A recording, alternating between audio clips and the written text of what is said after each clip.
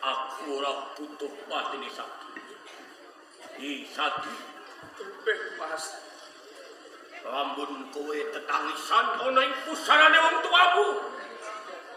Tanpa teges Sadi. Kok tangis apa? Nanti milih getih lohmu. Wong tuamu ora bakal bali urip maneh. Sadi. Lamun kowe mung nangis lan nangis getuni patine wong tuamu. Kowe bisa diarani manungsa kang licik, ora wani ngadepi marang kasunyatan urip. Sadi, urip kuwi pendadaran, Sadi. Urip kuwi pendadaran. Manungsa bakal ngrasakake mulya kuwi butuh pangorbanan. Sadi. Saranane Sadi munggah ana ing tunggakaning wirya dadi urip sing mulya. Pendadarane ora ana ing dusun raya, nanging ana ing kerajaan Turki. Saranane Sadi, laut hitam. Sadi, bebas.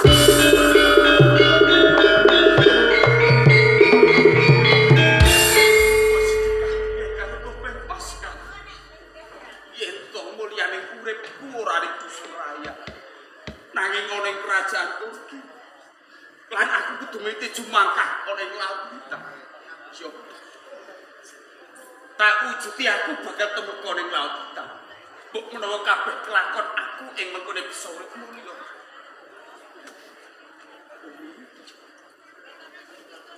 Sawetara aku bakal suwe ora kemapana ing aku suwe ora mekon pusarane. Munggayaku jaluk dongane sampeyan. Muga kelakon Sadi urip mulya.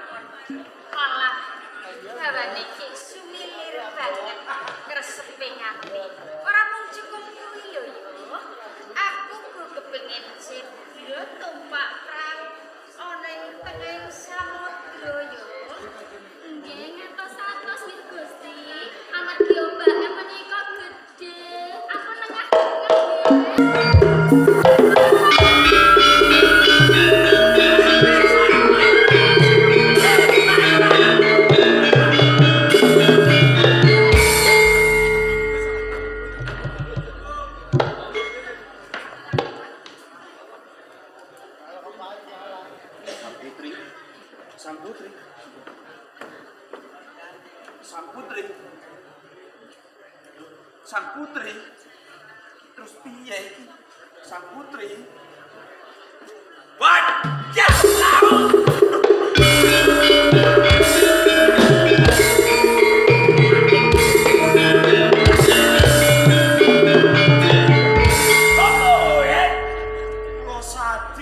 Sadi.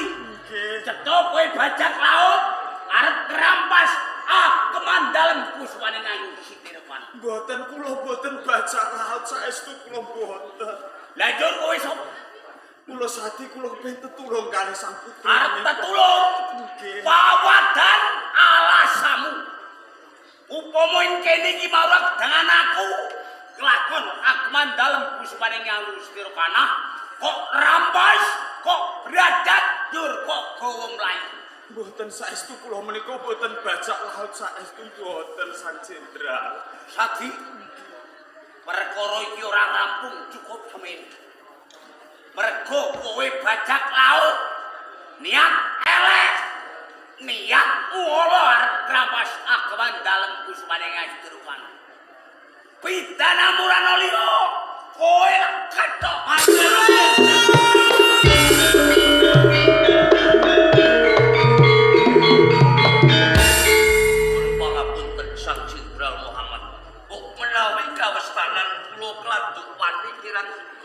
janjek anggenipun panjenengan badhe mejahi kanoman kala wau. Hasan paring dawuh, "Sora." Ngene iki. Ngopo kowe melu cantuk langkung perkara iki? Lan kowe nyandhek nggon ku arep mateni karo Sabdi. Bajak laut. Dados Sabdi kala wau bajak laut. Ya, apa bener? Mboten kula mboten bajak. Nanging nyuwun sewu Sang Jenderal. Menawi pawon menika kaanggep lepah. Boten Sang Jenderal ingkang menangadili perkawis menika. Lan pangos tunggal wonten astanipun Sang Baginda Raja Abdul Aziz. Monggo langkung prayogipun larapaken wonten ing kerajaan Turki. Perkara niki dadakan kok diaturake ngersaning Sang Raja Abdul Aziz. Ngadili marang Sabdi. Kedahipun Ora usah Sabdi tak cetok. Ampun. Sang Jenderal Muhammad menawi panjenengan badhe mejahi Sabdi ing panggenipun tertamtu panjenengan badhe lepat badhe kapatrapan pidana ngarsanipun Sang Baginda Abdul Aziz. Yen pancen aturmu kaya ngono, kusumane Nyai Ustira kana boyong, Sabdi tak serete Mangga setengah.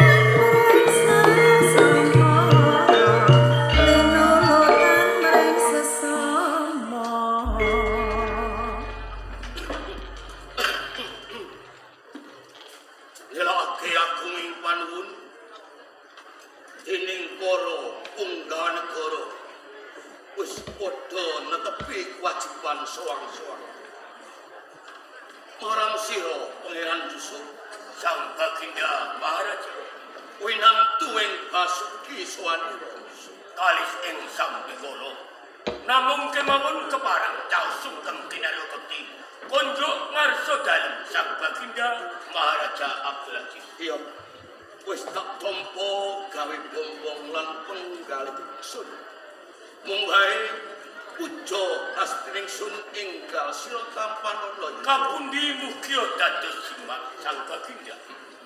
sawentara pinagyangun runtuh Mangestu Agenda. marang sira Minister Saul Mahmud dawuh dalem Sang Raja Abdul Aziz. becik Swanira Pangestu panjenengan dalem. Sowan kula kalis ing sarkara-kara. Sugeng pangabekti kula mugi kunjuk dumateng sedaya. iya wis tak tampa monggo ora liwat puja astining sun enggal sira tampanan Ora lawan anggen kula nampi mugi andadosaken teguh kabayuanipun manah kula. kejaba saka kuwi Minister Saul Mahmud pitunge wis pirang ari ini kadang ingsun Siti Rohana anggone lelomban ana sajroning samudra item apa wis ana pekabarane Salma Mestinipun sampun wonten sabta ari pedal ari menika. Ning babar pisan dereng wonten palapuranipun prajurit Sabdi bilih Gusti Ayu pun Dewi Siti Rohana kondur saking lawara kita. muga wae sak rampunge lelomban ana ing laut hitam kadang Siti Rohana lejar penggali lan meneh Jenderal Muhammad uga kebak ing ngati-ati anggone ngreksa kelawan keselamatan kadang Siti Rohana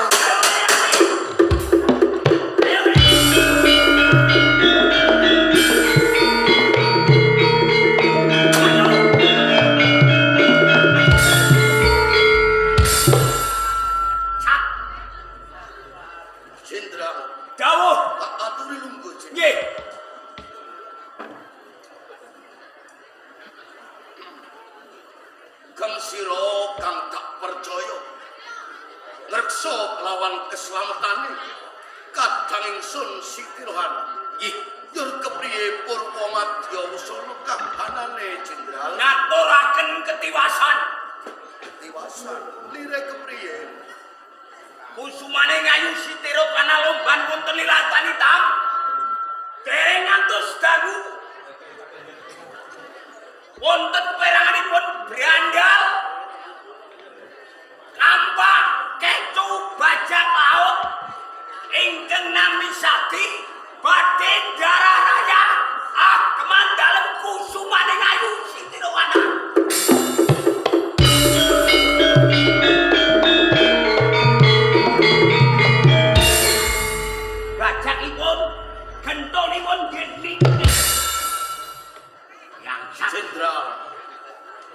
lungguh dadi kae kang aran Sakti kang sumedya jarah araya lawan agemaning Kakang Kusitirohan. Les. Nggih menika. Ya, aku medha nrimo, Jenderal. Dene kowe wis waspada. Kowe bisa nyekel ananing bajak laut kang duweni tumindak lan pakartiyala.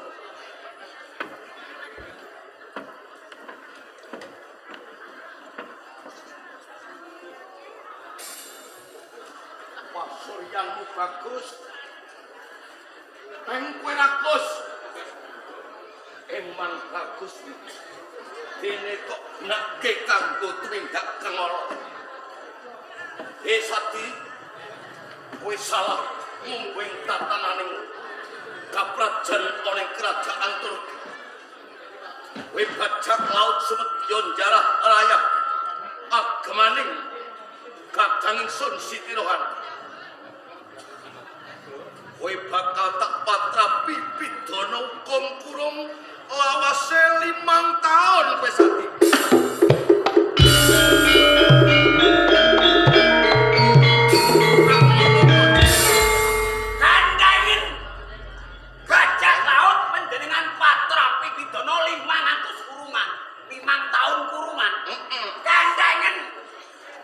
Mangke medal saking pabudaran tumindak dados bajak laut malih.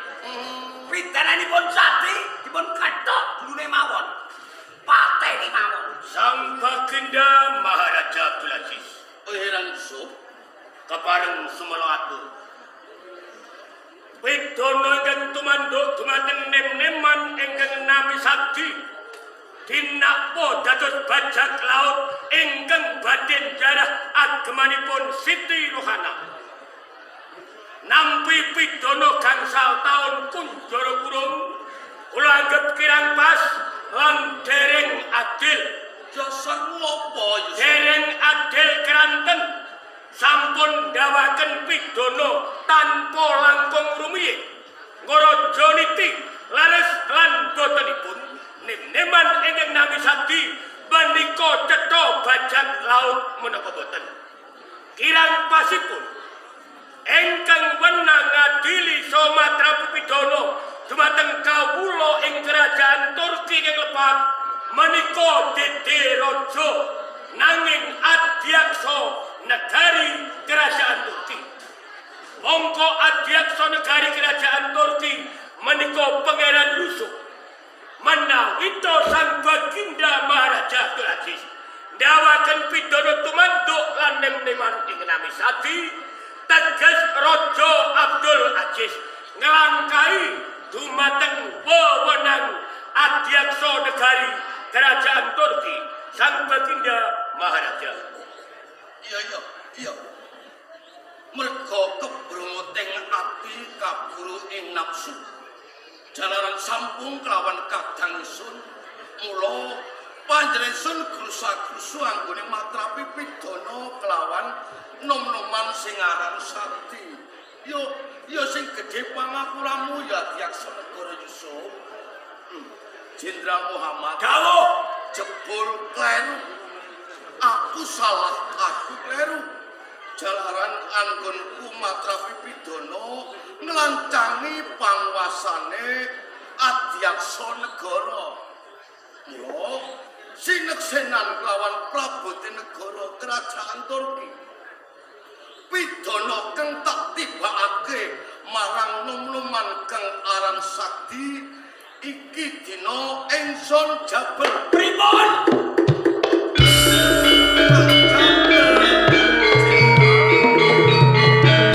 Panjenengan menika raja.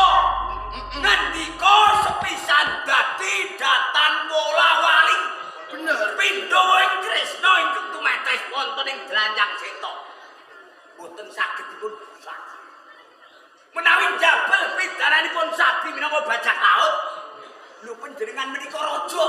Ngendikane kenging dipun westani, esuk dele sore tempe, esuk warung sore pasar. Ratu raja ngendikane mentra-mentre kaya bakul sate. aturmu ora salah. Nggih. Mergo sabda pangandika ratu datang kena wala-wali. Nanging Jenderal Muhammad kudu eling yen ana ing kerajaan Turki iki sing duwe wewenang sak putuhe ora raja, nanging sing duwe wewenang sak putuhe ngenani bab kaluputaning lan pengadilane negara kuwi Adyaksa negara. Yen to raja nglancangi panguasaning Adyaksa teges raja wis nerak wewaler kang kapajak ana kerajaan Turki. Monggo. Kowe ra bisa napa to? Nggih. Ya. Pangeran Yusuf, Sang Baginda Maharaja. radene jalan sira kang minangka Adyaksa negara kerajaan Turki. Mula saiki panjenengan sun nyuwun kanthi banget. Adilana kanuman sing aran Sati, sak adil-adile aja nganti mban cindhe mban selatan anggonu ngadili kelawan perkarane Sati ya Yusuf. Sendika dawuh. Atas nama pengadilan kerajaan Turki, Adyaksa Pangeran Yusuf arsa paring pengadilan tegese ngrajani marang tuwing perkara lan kedadian. Perkarane ana nom-noman desa aran Sati dinakwa dadi bajak laut kang bakal njarah agemane Siti Rohana. Leres lumakuning pradata pengadilan ing kerajaan Turki patang perkara kang bakal dilakokake jroning pengadilan. Siji ana penggugat, loro dakwa, telu bukti, papat seksi. Jalaran patang perkara iki kanggo nguwatake menungso kang kena dakwa teman nampa pidana pengadilan kerajaan Turki. Jroning perkara iki ingkang madeg dadi penggugat sapa? Penggugate Jenderal Muhammad. Penggugate Jenderal Muhammad. Cukup. Jenderal Lungguh. Mati kowe. Penggugate Jenderal. Jenderal Muhammad. Sing kena dakwa sapa Jenderal? Cetha Sati. Iya cukup. Jenderal, Kula tuntutanmu dakwamu marang Sati kepiye? Sati kedah dipun hukum jalaran Sati cetha bajak laut. Sati, sira dadi nara dakwa. Sira kadakwa dening Jenderal Muhammad jejering kowe bajak laut kang arsa njarah agemane Siti Rohana. Apa pancen bener kowe salah sawijining bajak laut Sati? Jenderal! Jenderal Muhammad Lungguh. Semane Jroning pengadilan iki ana tatanan. Marang sapa wae kang ora didangu dening Adyaksa negara ora kepareng matur nganggo sakarepe dhewe. Tak baleni Sati. Apa bener kowe bajak laut? boten sangat Adyaksa. Menawa Sati dudu bajak laut, terus kopo kowe ana ing laut hitam saengga cedhak karo Siti Rohana Sati. Ing sekawit kula menika ledang wonten sak pinggiripun laut. Kula mangertosi wonten gayata kerem kesambah ombak. Lajeng wonten sambating manungsa njaluk tulung. Lajeng kula tetulung kalian pawongan menika. Sareng kula buta wonten sak pinggiripun laut hitam. Kula dinakwa menawi kula menika bajak laut. Pinter kowe. Jenderal Muhammad. Boleh alas. Jenderal Muhammad. Jenderal. Lungguh. Nggih. Dadi kowe teko ning laut hitam. Dasare kowe ngerti panjenengan pawongan sing keseret laut hitam. Njur kowe teko tetulung marang Siti Rohana. Nggih sangat Adyaksa. Jenderal Muhammad. Kula Aku bakal takon marang Jenderal Muhammad. monggo. Nalika Siti Rohana lelomban ana ing laut hitam kang nampa dawuh dari ajudan pribadi tegese njaga keselamatane Siti Rohana. Kuwi sapa? Kula Jenderal Muhammad. nggih. kang nampa dawuh ngemban jejiban jaga keselamatane Siti Rohana. Nanging yo kene nalikane Siti Rohana lelomban ana ing Laut Hitam saengga Siti Rohana keseret ombak, mestine sing nulungi Siti Rohana kuwi Jenderal Muhammad, mergo Jenderal Muhammad ajudan pribadi. Nanging ora Jenderal Muhammad sing nulungi Siti Rohana nalika kenyot ing Lautan Hitam, nanging nom-noman sing jeneng Sati ning ditanggung jawab Jenderal Muhammad. Saged kemawon. Napa sebabe ingkang ketulung kusumaningan Siti Rohana kok Sati mboten kula? Jalaran Sati bajak laut. Ya, Wonten tetebuan sak pinter-pintere sing jaga. Niku tesih pinter, bajingane gentone bajak laute. sak pinter-pintere Jenderal Muhammad, ijeh pinter Sati, jalaran Sati bajak laut. Nggih. Sati maling, Sati upama Sati bener-bener maling, dhewekne pinter, mongko bajak laut, mongko maling kuwi butuhe bondo donya agemane Siti Rohana. Lamun Sati bener bajak laut mergo pinter, sawise entuk agemane Siti Rohana, mestine Sati mlayu. Mergo wis entuk bondo donya, nanging kok ora mlayu, nang nyatane Sati nyelametke Siti Rohana. Mergo kedengangan kula, upami mboten kedengangan kula pun mlayu adoh, ilang larine Sati. Mestine sadurunge Sati cedhak Siti Rohana, Jenderal Muhammad sing luwih cedhak mergo ajudan pribadi. Sak cedhak-cedhake Sati karo Siti Rohana, kudune luwih cedhak karo Jenderal Muhammad. Cetha Jenderal Muhammad ajudan pribadi sing ora tanggung jawab. Saben sasi kowe nampa gaji, saben wulan nampa bayaran.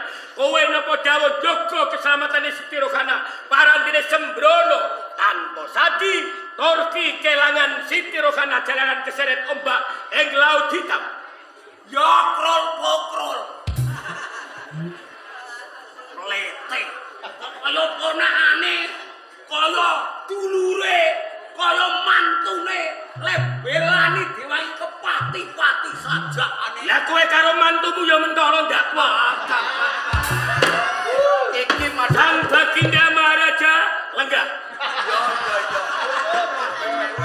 Ampun melu-melu. Kowe iki anggere ana payu kepengin dodol ae, dodol. Ampun melu-melu niki perkara kula karo Jenderal Muhammad lan kalian Sati. Jenderal Muhammad, Napa? ning ndi panggonane sing jeneng bajak laut kuwi ora mung sawiji. Bajak laut kuwi rawange akeh. Bajak laut kuwi kancane akeh. Ning iki mung siji Sati. Endi diarani iso bajak laut? Mergo Sati mung kaijenan. Tak baleni sebesar meneh. Yen Sati bajak laut butuhe mas-masan. Agemane Siti Rohana wis entuk bondo donya, Sati mlayu, kowe ora iso nglacak playune Sati. Golekno perkara wong ae. Luar kamu. Semane. Kowe lungguh apa ora? Lungguh apa ora? Antaraning penggugat lan dakwa wae.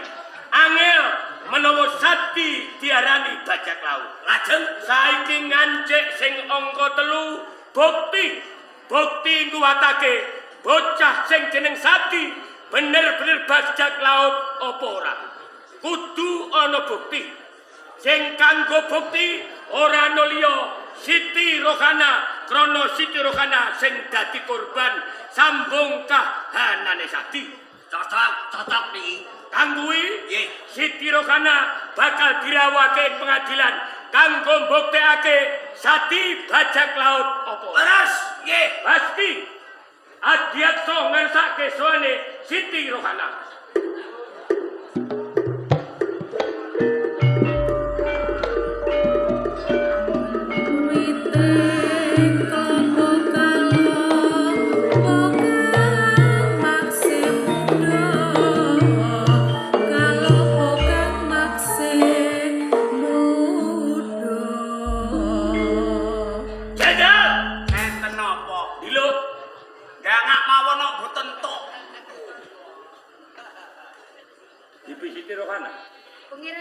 Nalika panjenengan lelomban wonten ing Laut Hitam, wonten kedadosan ingkang elok meh kemawon panjenengan boten slamet kranten kaseret ombak.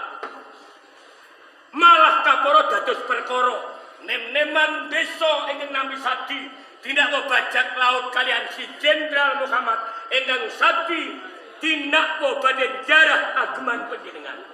Saking menika kangge mbuktekaken leres lan botenipun bocah ingkang nami Sadi menika bajak laut. Monggo panjenengan kula aturi raja niti, kula aturi naliti ageman panjenengan menapa wonten ingkang ical dipisi rohana. Kaya ngono iki Yusuf. Monggo dipun taliti. Kados pundi? Nyatane siji wae ora ana sing ilang Yusuf. Sepisan malih dipun raja niti kang saestu ageman panjenengan setunggal kemawon wonten ingkang ical menapa boten? Ora ana pangeran Yusuf. Saestu tegese ageman panjenengan tesih utuh. Iya. Jenderal Muhammad Kula duwe kuping apa ora? nggih. Krungu pangan dikane Siti Rohana apa ora? Nggih. Sawise karo Joniti ageman dalem pipi Siti Rohana, siji wae ora ana sing ilang.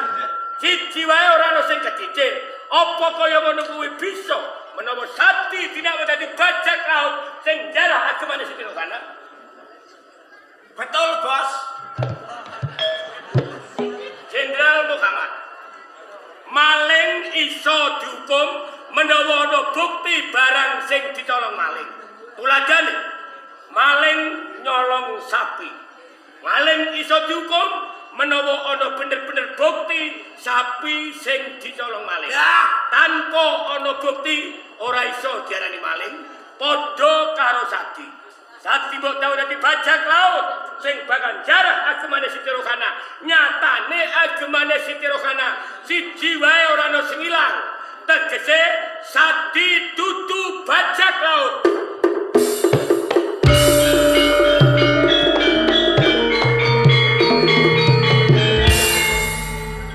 Menika dereng saged sah.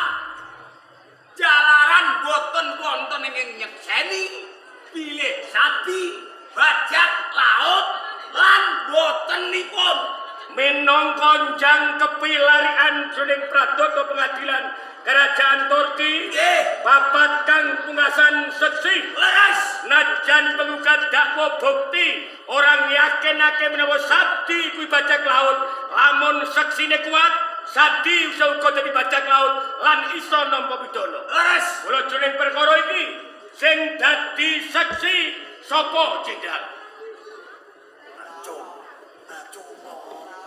Saksani kowe. Seksi. Seksi. Seksine Jenderal Muhammad. Jenderal Muhammad.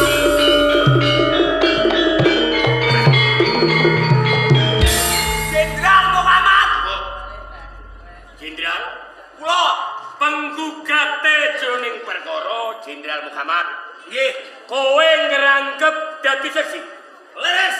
Aku bakal takon marang Jenderal Muhammad. Monggo.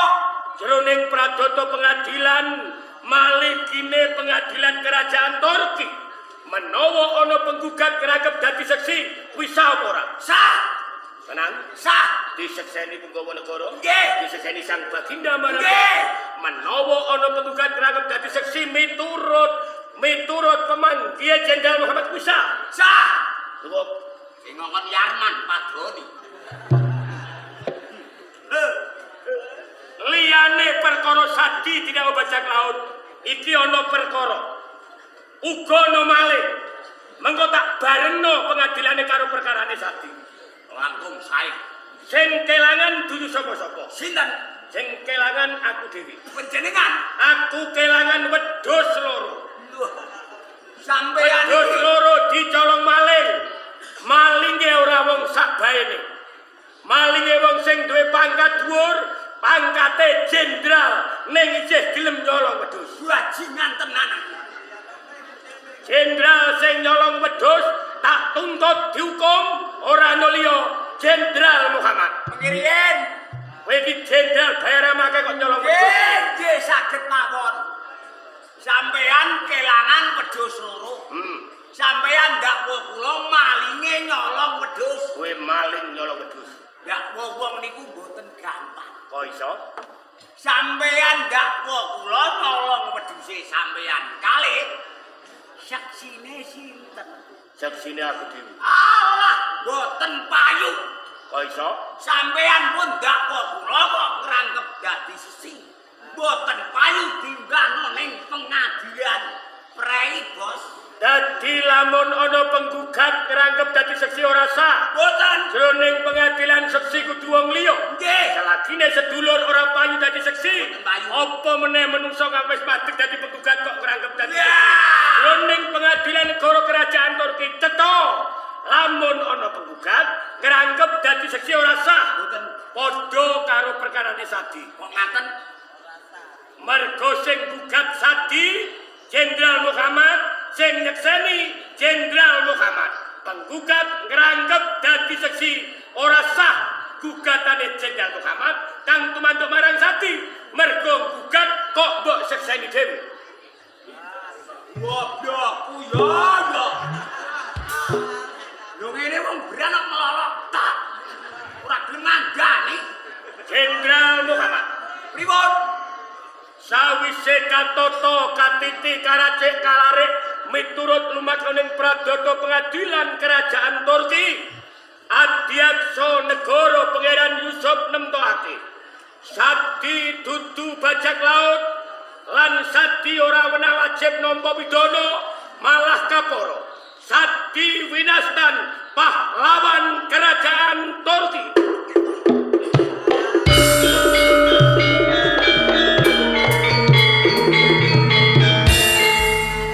Sadi panjenengan paringi titel pahlawan kerajaan Turki. Jalanan urut marang lelabuhannya Sadi. Tanpa Sadi kerajaan Turki kelangan bondo sing ora kena dikerto aji ya kuwi uripe Siti Rohana. Menawi kula kelangkungan Sadi dipun paringi sego lelesan sandangan sing elek-elek kersanipun enggal wangsul teng desane mawon. Iki dudu wewenangmu. Adyaksa negara wis mutusake Sadi dudu bajak laut lan Sadi ora bisa nampa pidana malah kapara. Adyaksa gumathukake nom-noman kang aran Sadi pahlawan kerajaan Turki krana nyelametke Siti Rohana.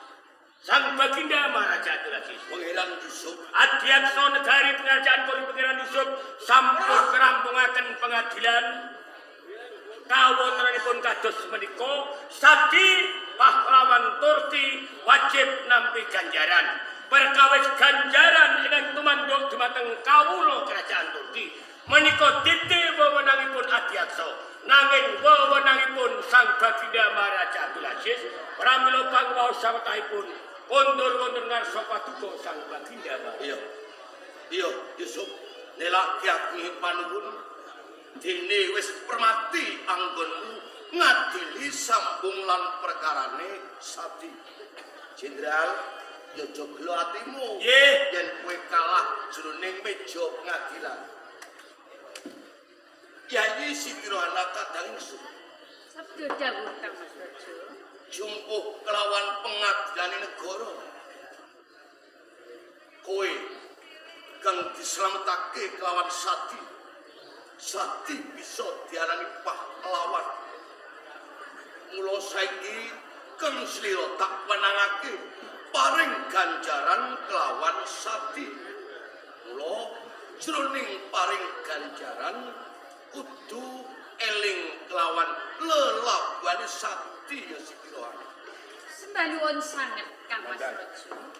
Jalaran pangaos ngersa dalem panjenengan ampelaken kula kangge ganjar kalian pun Sadi Kang Mas. Sawentara tak paringake lan tak ampilke kelawan siramu Siti Rohana. Ngaten iki. Sadi Dawuh kula Sadi. kene cedhak Sadi.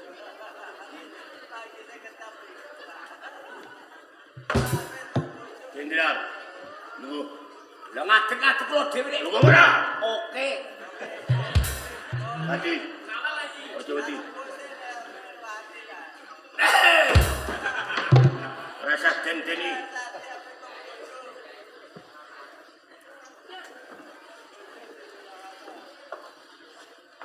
Sadi, Inggih dawuh kula Sadi.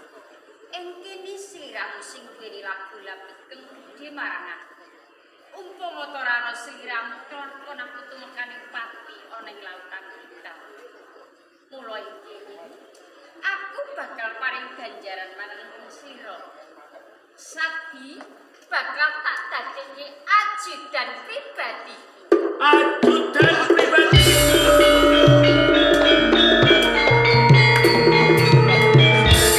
Mane ayu tiro mana? Menapa sampun dipun pegale? Jenderal Muhammad. Sadi kok panjenengan angkat dados ajudan pribadi panjenengan. Sadi menika kere. Sadi menika gembel. Lho panjenengan menika kadang raja wonten Turki.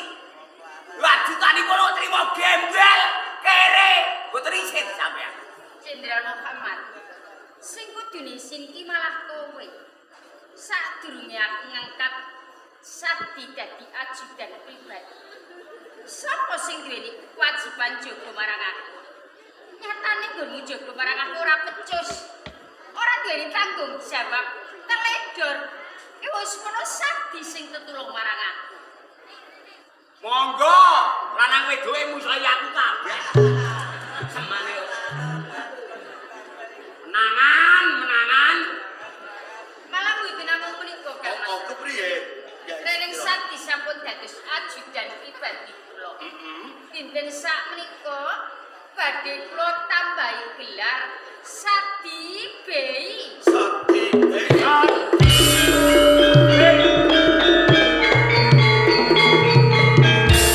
Sadi panjenengan tambahi gelar Sadi Bey. Wah, kepeduren. Kok kedue Dipun paringi tambahan Sadi wedhus kibas. apa ora paling to Jenderal Muhammad? Allah. Sing wedhus dibas ki ora Sadi nanging kowe. Seneng ngene aku diarani wedhus kibas. Nggih, pun mboten napa-napa. Sadi Inggih dawuh Sadi. ampun jenengan Kang Mas Roji. Siti Rohana. Mboten namung menika. Sadi badhe kula paringi stempel kerajaan minangka tandha bukti Sadi sampun kula dadosaken keluarga kraton Turki Kang Mas Rojo. Ngelingi lelampaning Sadi kuwi luwih prayoga. Kados ngaten iki Sadi Inggih Sadi. nalika sami. Sadi Inggih Sadi. sing jenenge bejo kuwi tekane ora dinyono-nyono. Tuladane kaya kowe. Ngerti yo Sadi? Sing jenenge stempel kerajaan Turki kuwi ora sadengah manungsa bisa nganggo. Ya ta, apa meneh kuwi mung bocah sing asal usule saka desa. Punggawa negara kerajaan Turki wit kunca nganti gelung, wiwit bocah nganti tuwek arep mati, ngiler ketes kepengin nganggo stempel kerajaan ora do kelakon. Kecangkeman. Ning Wandel wong. Sadi Inggih dawuh. tampanan iki stempel kerajaan. Ini tak agem ke Sadi. Kelangkungan Sadi kok diparingi stempel kerajaan minangka keluarga kerajaan Turki. Dia diparingi stempel harum amanah sampun. Oh, iku jenenge bapal kowe kulino mek bang kowe. Kulino juga udah. Jenderal Ratono. Raja bisa. Apa wis rampung nganggonmu paring ganjaran mandu kelapane Sadi. Sampun Kang Mas Rojo. Yen pancen wis rampung, ngene Sadi. Saiki Kang Slira wis dadi ajutaning Siti Rohana. Sadi Bey ora kemaduk kelawan Siti Rohana. Supaya kawula ning kerajaan Turki padha ngerti kalamun to Sadi Bey saiki wis dadi keluarga kerajaan Turki, dadi ajutaning Siti Rohana. Wiwit saka pendopo kerajaan Turki bopongen supaya kawula katribas kae padha ngerti ya Sadi. Sendika dawuh. Tindake Sadi. Ayo Sadi.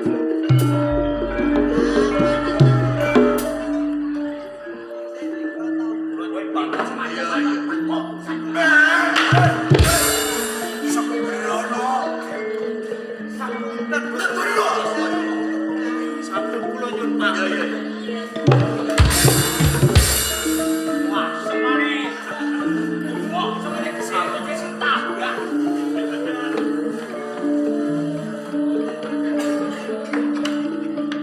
Yusuf siapa kidawa sambung lan pengadilaning uga ganjaran kang diparingake sira anata anggep nang masa borong bodholing pisowanan ya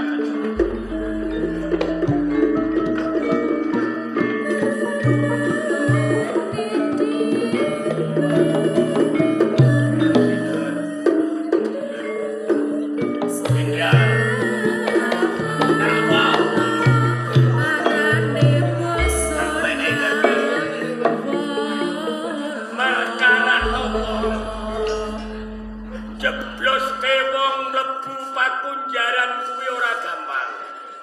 Butuh wasis, butuh pinter. Kowe aja do pamer pinter yo ora gampang mlebuke wong ing pakunjaran. Ngerti yo, eling-eling.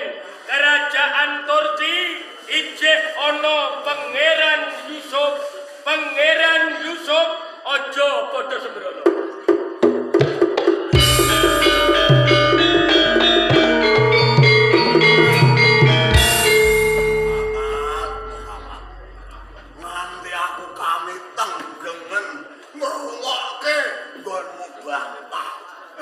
Nyalahno kula ngeten iki. ya ora kok nyalahke Yusuf kuwi ora kena sembarangan iya Mak Sing kepengin dadi raja niki sampeyan. iya Lho kula bantah kali Yusuf. Tek amek kurang golek golek pasar.